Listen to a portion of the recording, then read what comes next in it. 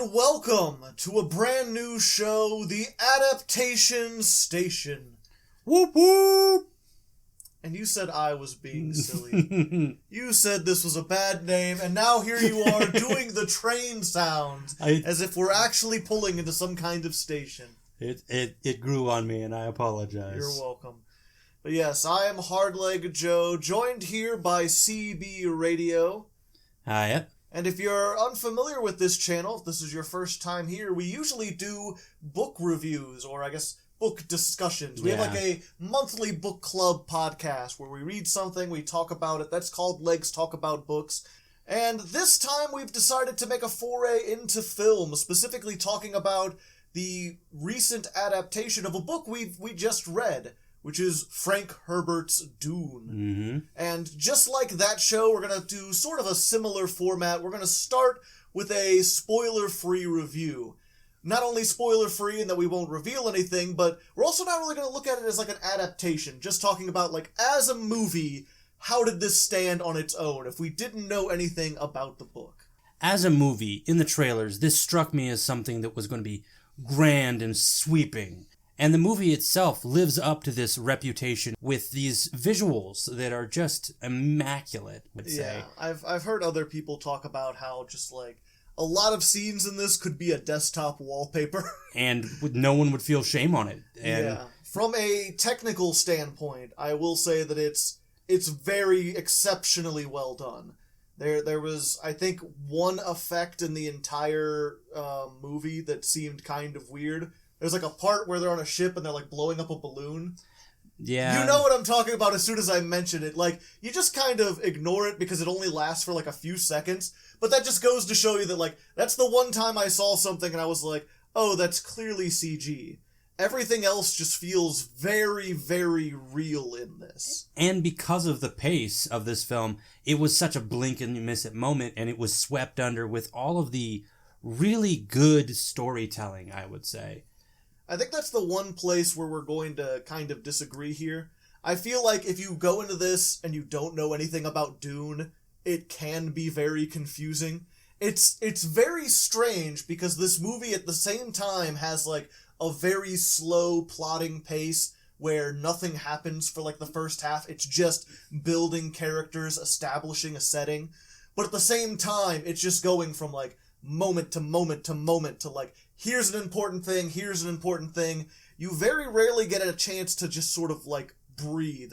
Every single scene is there for a specific reason. Somehow compact and swift mounting tension, would you say? I'm reminded in a lot of ways. I remember seeing a review for Scott Pilgrim versus the World, where someone talked about the first 10 minutes of that movie is boring at a breakneck pace. They're like, it's just thing after thing after thing. And that's kind of how this felt. Personally, I didn't find it boring. I like the politics. I like seeing all the different characters and the world building and such. But I know a lot of people, if you're looking for more action, it can feel kind of plotting. For me, like I said before, the imagery and we haven't talked about sound yet, but the imagery really just swept me along. The score by Hans Zimmer is pretty amazing. I mean, the guy has amazing talent, and no one can ever deny that. Yeah, everything he does is pretty good. I wouldn't be so 100% on that, but yeah, he's got a track record a mile long on this. And to be honest, you just told me earlier that when you step outside sometimes you look out at the sun and you hear like, look out at the sun and it hits my eyes. Ha, just something about the desert sun and the brightness and the heat. Like, he captures it really well. Mm-hmm. You don't get that as much in the film. I guess that's kind of slipping a little bit into how this does as an adaptation, but like, the book made you feel the heat. Mm-hmm. The movie often didn't do a lot to really hammer home just how unbearably, unlivably hot Dune is. And the music did its best to keep up with that. I think it's only by the music that you really got an idea of just how, like, blazing an inferno this place is. I understand what you're saying about the heat, but I feel like the film's visuals definitely lent itself to a very stark and oppressively barren wasteland of the place. Like, there are scenes where they're literally walking from one place to another, and the wind is so bad that they have long trains of like clothing that are just 3 or 4 feet on the other direction of them. Yeah. And it's really just amazing, and it makes you feel like, oh, the winds must push so difficult here, you know? It's one of those things where they definitely nailed how, like, barren Dune is. They definitely nailed, like, the windstorm aspect of it. But I can't recall a scene where people were just, like, actively sweating against the heat.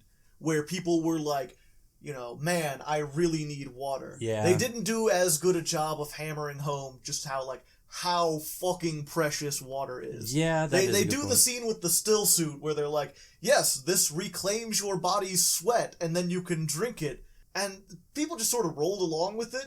And it doesn't have that same impact where people are like, I'm not drinking my sweat. And they're like, if you don't, you will die. Because you need the water, and we cannot get the water out here. It is like 150 degrees all the time. There is one scene in the film that is really amazing. They show this little desert mouse, and they show the ecology of how his body reclaims the sweat.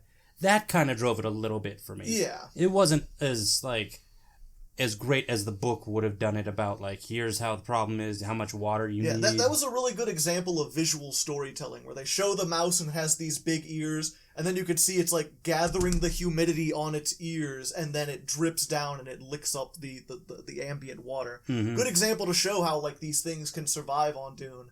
But it's also a good example of how, like, the pacing is so fast, because even this, like, scene that seems like it should just be a little casual thing, like Paul watching a mouse hop across the desert, is actually full of not only ecological information that you need to absorb, but also, as you'll find out in the part 2 when it comes out, like, it's a metaphor. It's got a important significance to events that will happen. But yeah, at this point we're kind of tiptoeing into spoiler territory, so we'll just wrap this up. As a movie overall, I guess if I had to give it a rating, I'd give it like an 8 out of 10.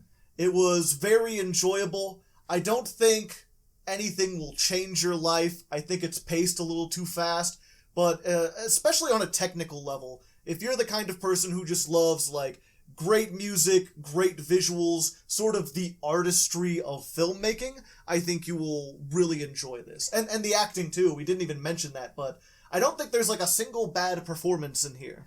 That is exactly the opposite of what I would say. There are not a ton of bad performances in this movie. Don't be mistaken by my words. But the bad performances that are in this film do have 2 very bright exceptions for me. They kind of stand out. But that's why I would only give this movie about a 7.5, because it lives up to that very epic tone, as I kept just hammering in. But there are a couple of scenes that derailed me from that feeling of epicness that kind of just took me out of the scene and made me realize I'm watching a movie with these people in it. But yeah, that's our spoiler-free thoughts. That's if you're trying to go into this completely blind, now's when you want to check out. And then we wanted to go into sort of like a spoiler-free adaptation review, talking about if you've read the book but haven't yet seen the movie, how does this hold up without spoiling the movie? Mm-hmm. Sort of the early thoughts on the adaptation. How close they got to the mark without saying what exactly happens in the film. Yeah. And in that case, I think my review of this is what they adapted almost like flawlessly. Oh, without a doubt. The visuals, the characters, the storytelling, everything from the book is absolutely recognizable. Portrayed in a way that, like, you see it and it just feels natural. Mm-hmm. There was never a time when I was like, that's not Paul. That's not the Duke Leto Atreides. Like, no, it's exactly kind of how I imagined it. The problem for me is that even though this only covers the first half of the book, they still only adapted about a third of the story. I'd say it could be a trilogy of movies, but if it was, the entire first movie would have, like, nothing would happen in it. Yeah. It would probably end with, like, the big betrayal and all the soldiers and stuff rushing in. And instead, that's like the halfway point in this. Yeah. And I don't think it would be very popular with movie-going audiences. I honestly feel like if you wanted to try to adapt Dune to a visual medium, it would need to be like an entire mini-series. You would need like 12 episodes to really fill it all in. Which they already did at one point in the early 2000s. And that was Children of Dune, and that was the sequels that they would adapt. Oh, I thought that they had the original one in there as well. No, I don't think so. Oh, it wouldn't have shocked me. But I agree with you in a lot of respects on that. Though I did appreciate some of the fat that they trimmed off. Some of it was missed, and some of it did kind of, like I said, fall to the wayside, and I kind of wanted to see it. But there was a good portion of it that I figured would streamline the story, and they took a lot of that out. As someone who really likes world building and who really likes the intricacies and the complexity that the book offered, just everything they left out was just sort of like, it just makes it feel lesser. It's, if you've read the book, the movie will not give you anything new. It will only be able to replicate a portion of what made the book great. The book just contains the whole thing, and this is a third of it. Like, that's just...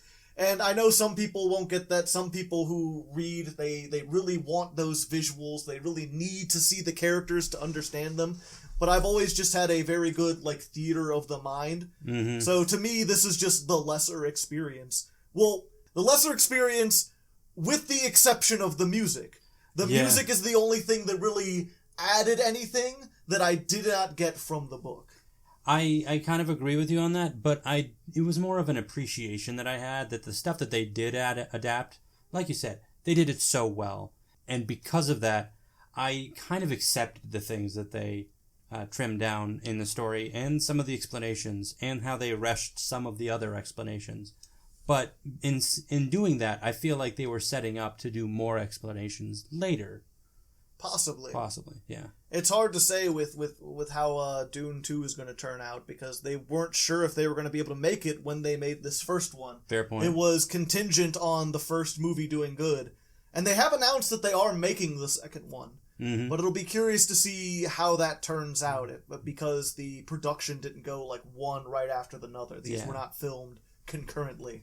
This isn't the Lord of the Rings. The actors might be slightly older or slightly different looking. Yeah, although to be fair, with the place they stopped, it's like right before a time skip. Yeah. So they could easily just start 2 years later, and it makes perfect sense that the actors have all aged a couple years. Yeah. So as an adaptation, how would you rate this? Like, would you recommend this to fans of the book, to readers of the book? I would recommend this to fans of the book just to see your people up on the stage that aren't David Lynch. Because the David Lynch adaptation still makes me goosebumps. It was one of those things where, to me, I feel like if you were a fan of the book, unless you just really, really wanted to see a visual representation of it, I almost feel like you could skip this because you're not going to get a whole lot.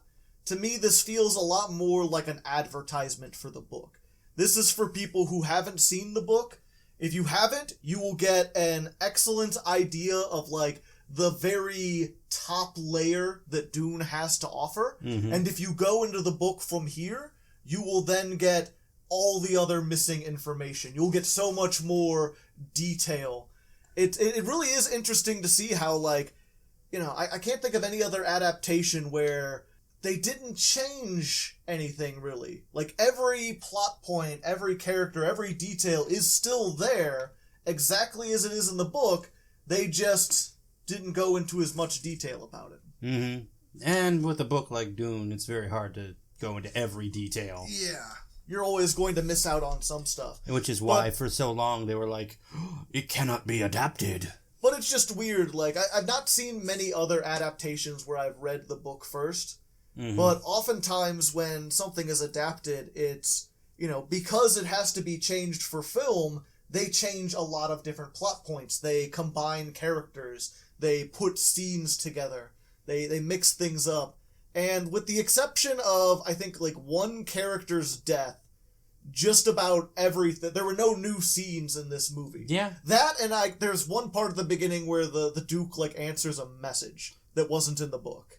Fair point, yeah. But a lot of it is just like scene for scene almost, like word for word in many cases. The checking the still suit thing, like that monologue, like there's parts where it's just like exactly from the book. Mm-hmm. And they, like we said before, what they do adapt, they adapt perfect. Yeah. So now that we're done with the review, now that we're done talking about it as an adaptation, now it's just miscellaneous discussion. Just Brandon had a couple things that he would like to talk about, and I'm just going to let him go wild. All right, go wild on this, much like the Sandworms of Arrakis. They're definitely much more intimidating than I ever took them from in the book. I mean, like, yes, they were these giant sandworms, and they were a big problem, but the scenes that they added them into had a lot of tension into it, and I really liked how they adapted that. And they were able to translate that from the book to the film a lot more potently. Yeah, I think I certainly get that there are some people who don't understand the scale of the sandworms until you actually see them, like, swallow up a carrier that someone is dwarfed by, and you just realize, like, there's a reason why they can't hunt and kill these things. They're, like, the size of cities. They're absolutely massive. You could probably nuke them and it would just hurt slightly. Yes. But that's one of those things where it's like, yeah, I got that impression from the book. If anything, I almost feel like they were too slow and too small. I don't know about that part. In the video. In the movie, the scenes what they were in, I just really, really enjoyed that. And again, just like the ecology of Dune, they really got that, nailed it. I loved the scene with the mouse. Yeah. It's just showing the inside of it dripping into the ears. Really good. And the sets were really amazing, like I've already said, but we didn't really get a lot of talking about, like, the costumes in the movie. That was another thing that a lot of filmmakers with epic movies or shows, they tend to just check out on sometimes. And this movie had some really cool costume design. My specific little bit of a fanboy crush over is the military armor of the Atreides. I remember immediately after watching it, or while watching it, I was texting information to Joe here for the review, and one of the things I had to put down was I absolutely adore the armor set that they have in there. It was just such a, like, it's so small, but it was so cool looking. Now onto some parts that I didn't enjoy as much. They do choose at the very end of the movie for his name of Muad'Dib to just be given to him offhandedly. Do they? I thought they didn't mention Muad'Dib the entire time. No, Stilgar calls him Muad'Dib unabated. No real reason. Huh. Yeah, it's kind of out there, and I had the subtitles on, so I know he called him that. Okay, I must have missed something. So it was very just, like, unearned, it felt like. Yeah. He didn't call out his name and say, I will be the desert mouse. What do you call it? And it was... Yeah, I don't think they ever even said what a Muad'Dib was. They showed it. Mm-hmm. You know, like, if you read the book, you know that, like, oh, that's the Muad'Dib. That's the mouse that he names himself after. And that was really cool, but that didn't translate well into this. No. But also, there were a couple of scenes that were just not well done. Specifically, for those of you who have read the book, there's a scene where Jessica receives a crysknife from a Fremen. And Jessica in that scene and the guard behind her are perfectly fine. They're perfectly great in the scene. But the woman playing the Fremen, there were a couple of lines that she took a little bit overboard, and she was at a 10 and she needed to be at like a 5. She just, yeah. I think they were just trying to show how really fanatical that they are to see, but you didn't really get you didn't get a good understanding in the movie of what the Fremen religion is or what their beliefs are like. Mm-hmm. Not so much. And yeah, I do remember that part of the movie. Like, I watched this with my parents, and I know my mom laughed at that. Yeah, that's one thing that I'm just like, this is supposed to be a very poignant and like, yes, she has touched down. She will be this Messiah woman that they want her to be. All right, but no, it feels very rushed and very. Yeah, like, yeah. That, it's like, I don't know. I'm just wondering. Like, I want to see what the other takes looked like. Yeah. I assume they had more than one, or was that the first one? And they're like, yes, that sounded absurd, and it was supposed to be absurd. Let's move on. I love your energy. Yeah. And then on the opposite end of that, the woman who plays Chani, her name is Zendaya, if you are uneducated with the actors in these films, and I've seen her in several movies, and I know that she can act. Maybe not like grand ballrooms or whatever, just big stage acting, but I know she can act. In this movie, she did not act. She read off of cue cards. I half wanted to look at her eyes to see if they were darting past Paul's face and just looking behind the camera, because she just phoned in her lines. It did not feel like she was even in the scenes. I don't know. I thought she was as fine as everyone else. I didn't really notice it. I don't know, that's the thing, is like the fact that you keep calling her by her actress's name makes me feel like you have some sort of like pre-existing ideas about the actress that you're kind of bringing into this. I do, because the same character she's playing here is the same character she's playing in Spider-Man as Mary Jane Watson. And it makes sense in Mary Jane Watson because she's pretending to be a different version of her that is very, like, aloof and off-kilter. Whereas this woman is supposed to be strong and aggressive, and she doesn't feel like that. She just feels uninterested as a teenager. I guess we'll have to see in part 2, because she only has like 3 or 4 lines in here. But that is my second to last complaint, and this is something that we have some contention on as my last complaint, is that the final scene of the movie is a fight between Paul and Jamis.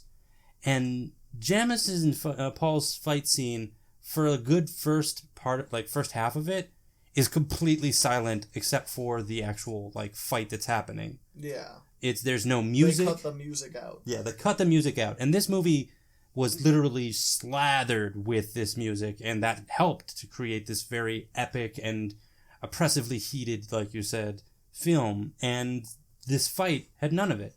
The thing is, I feel like they couldn't decide whether or not they wanted to make this a climax or not, because it's not the climax of the Dune story. Without a doubt, no. It's significant, but it's not like the most important thing. But they had this sort of line, which was there in the books, where he was talking about, like, you know, he realizes this is a point where he could die, and if he does die, then it kind of averts at least some of the bad stuff that might happen, but he doesn't want to die. Mm-hmm. But because of that, they make this sort of like this fulcrum moment where, like, what will you choose, Paul? Will you live and face the repercussions, or will you die? Except for, that is one thing I want to say that I don't feel like they adapted very well, is his visions of, like, the future, right? Yeah, they were kind of muddled. Yeah, it's one of those things where I understood what they were going for, but I've seen more than one person talking about how they get basically the opposite idea of Dune, right? Mm-hmm. Like the sort of message is this almost condemnation of having a charismatic and powerful leader. Paul is not like a great man, he's kind of a monster. He's kind of this thing that's been manufactured and is out of the control of everyone that's tried to handle it, and is going to lead to death and destruction and global warfare. And they show that by, like, showing a pile of burning bodies, and it's like... That's not a good metaphor. They show blood on his hands, and it's like, yeah, I get that, but that doesn't really hammer home the intergalactic crusade that's going to wipe out, like, a third of the population. And also, I now just get the blood on his hands scene, because I thought that was interpreted to her killing him in his visions. Like, at one point in time, he dreams of Shaney kissing him and then stabbing him in the stomach. And I'm like, oh, the blood on his hands is just because he's remembering himself dying. And, like, no.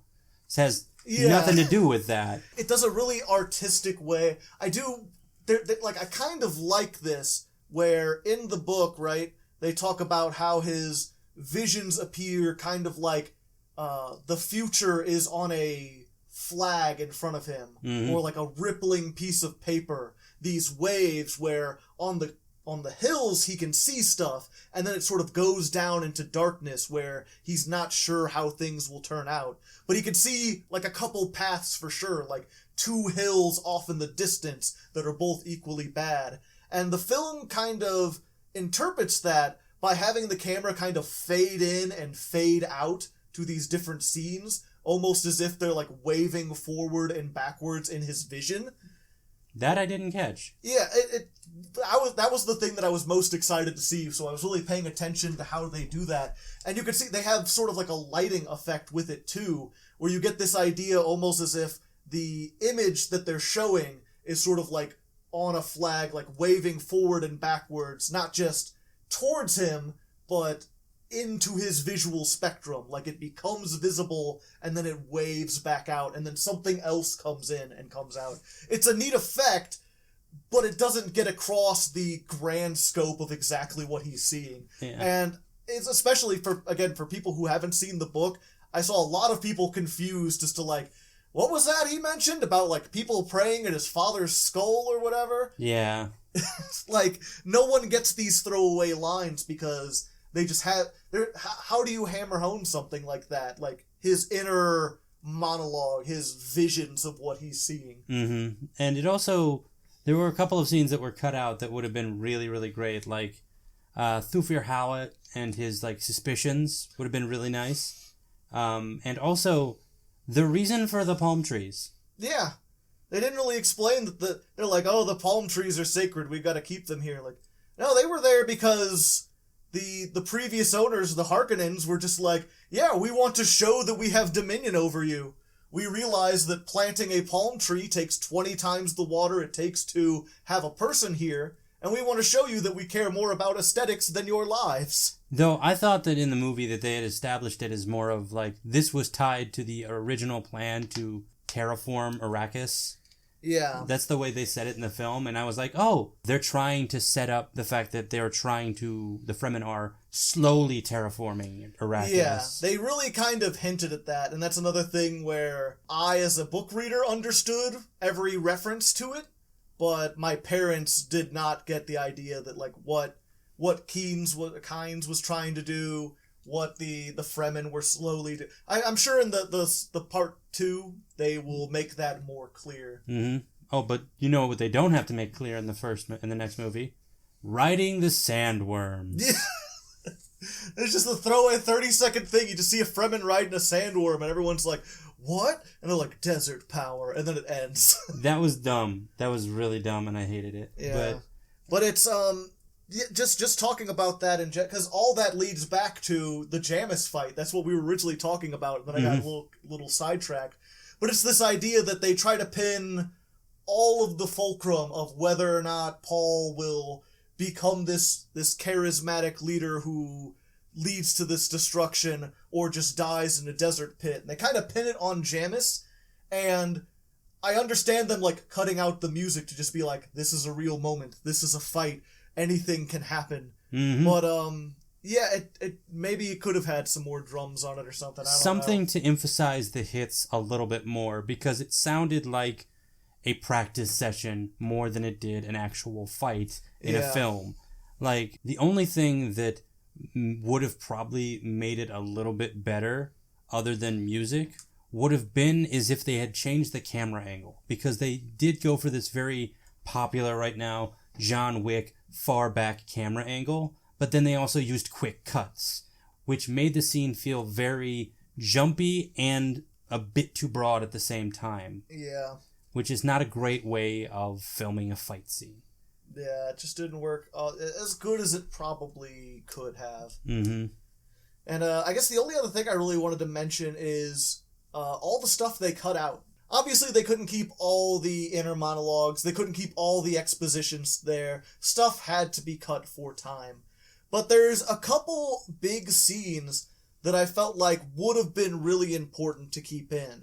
One was finding the greenhouse inside the castle. Oh, I was going to say the one that represents, again, like the palm trees, the fact that the Harkonnens were keeping plants and water and all this stuff basically to flaunt it to the Fremen, to show them, like, look at all the luxury we have. But it also kind of, they use that to hint at the Bene Gesserits that were there before and stuff. And foreshadow what's going to happen with the story, yeah. Which is something that they cut that was a little bit upsetting. And then probably the biggest one is there's a dinner scene where Kynes comes and they meet some of the other people who are the lesser houses on Arrakis, the other nobles who worked under the Harkonnens and are now working under the Atreides. And that scene did a whole bunch of stuff. It helped explain, again, just reinforcing the relationship of water, how water equals wealth, how water is important. It allowed Kynes to explain some more stuff about the Fremen, to sort of show how he, or she in this case, was very different from a lot of the other people living there. Not to mention the fact that it would cement Kynes' power. Yeah, cements their power, and Paul shows in that dinner, and so does Leto, that they care more about the people of Arrakis than necessarily the spice. That they aren't willing to sacrifice a bunch of lives just for wealth. Not to mention the fact that it's a really good intrigue scene, because there's a lot of good, like, back and forth in it. And finally, it would have been a really good scene for them to finally explain what happened to the Duke's father.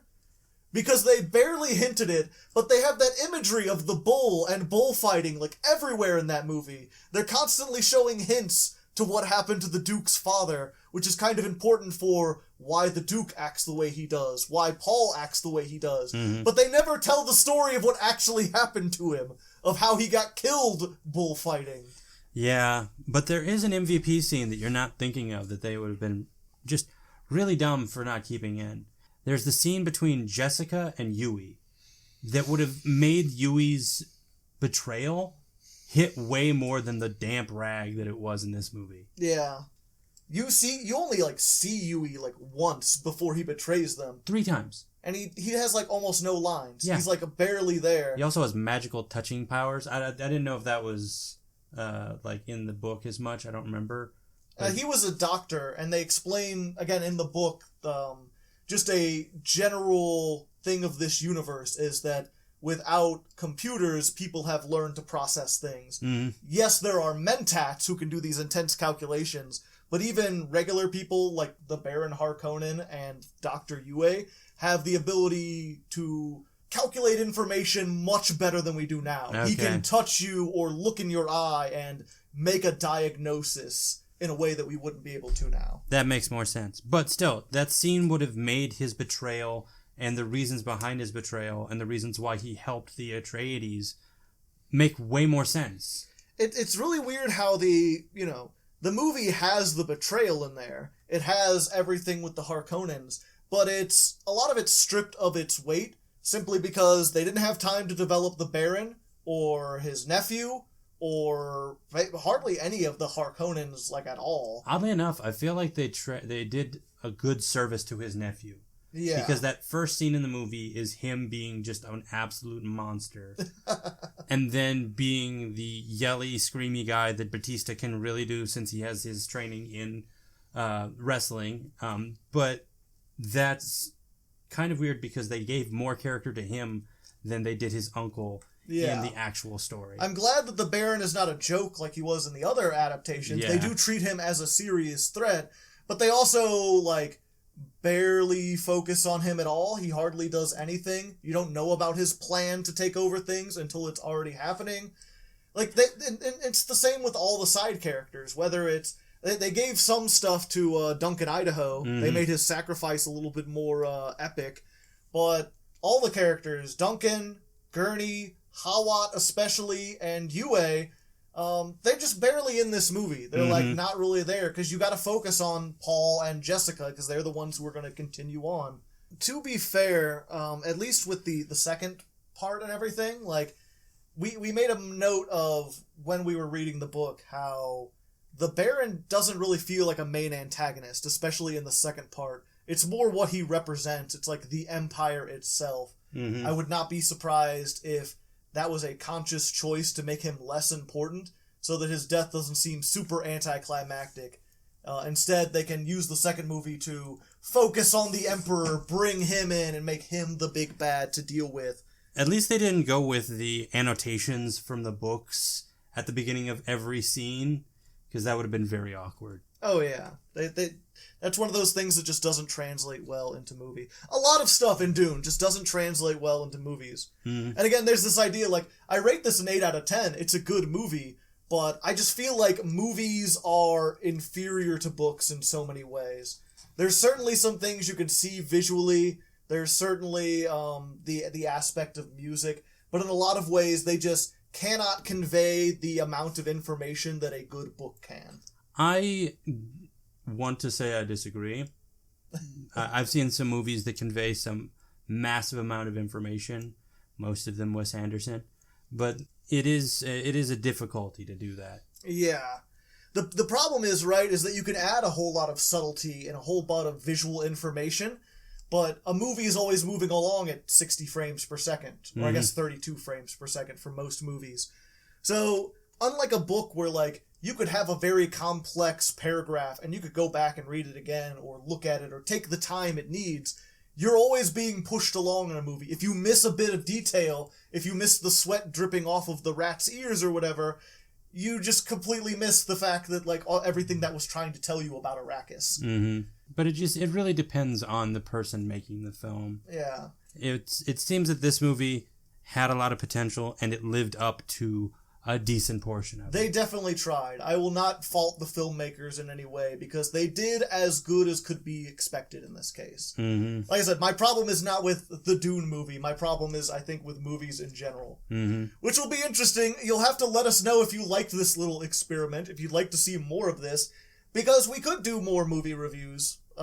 Script writing is a type of literature. We could put it onto this channel.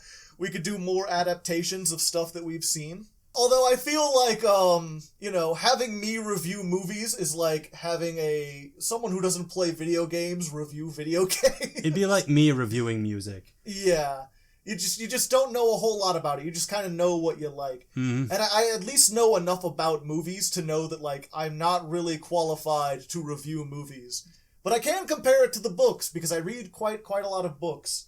So maybe this will be interesting, especially, like, with the contrast of you who has spent your life watching hundreds upon hundreds of movies. And watching so many dang essays. And stuff like that. Yeah, I'm a big fan of movies. Yeah, so you'll have to let us know if you enjoyed this, if you'd like to see more of this. Either way, we're probably going to be reviewing the Wheel of Time series coming out. I'm not sure if that'll be Adaptation Station or if we'll just do Wheel of Time watch along and do every episode. Or maybe we'll do, like, episode blogs, and then at the end of the season, we could do, like, an Adaptation Station. Perhaps. We don't know the format of it just yet, but we're gonna get you that information because we're interested, and we know that some of you are interested. So, anyway, thanks for listening, and until next time, keep watching? Yeah, I think that's a good word to do that. Keep watching. Yeah. Potatoes.